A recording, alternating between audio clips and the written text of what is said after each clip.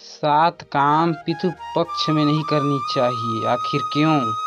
ऐसी मान्यता है कि पितृ पक्ष के दिनों में ब्रह्मचर्य का पालन करना चाहिए, यानी स्त्री पुरुष संग से बचना चाहिए। इसके पीछे यह धारणा है कि पितर आपके घर में होते हैं और यह उनके प्रति श्रद्धा प्रकट करने का समय होता है, इसलिए इन दिनों संयम का पालन करना चाहिए। दूसरा, पितृ पक्ष में स्वर्ण और नए वस्त्रों की खरीदारी नहीं करना चाहिए। ऐसा इसलिए माना जाता है क्योंकि पितृ पक्ष उत्सव का नहीं बल्कि इस तरह से शोक व्यक्त करने का समय होता है उनके प्रति जो अब हमारे बीच नहीं रहे। तीसरा, इन दिनों दाढ़ी मूंछ भी नहीं काटे जाते, इसका संबंध भी शोक व्यक्त करने से है। 4. पितृ पक्ष में द्वार पर आए अतिथि और याचक को बिना भोजन पानी दिए जाने नहीं देना चाहिए।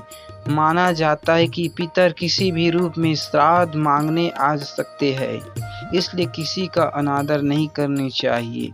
5. माना जाता है कि पितृ पक्ष में नया घर नहीं लेना चाहिए। असल में घर लेने से कोई बुराई नहीं है, असल कारण है स्थान परिवर्तन। माना जाता है कि जहाँ पितर की मृत्यु हुई होती है वह अपने उसी स्थान पर लौटते हैं।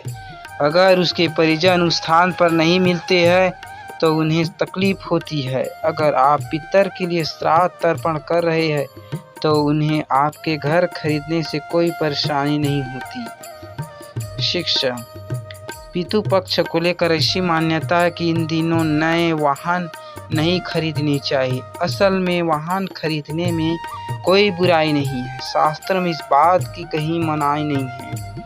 बात इतनी है कि भौतिक सुख से जोड़कर माना जाता है। आप शोक में होते हैं तो या किसी के प्रति दुख प्रकट करते हैं तो जश्न नहीं मनाते हैं। यही धारणा है कि इन दिनों वाहन नहीं खरीदनी चाहिए। 7. पितृ पक्ष में बिना पितरों को भोजन दिए स्वयं भोजन नहीं करनी चाहिए।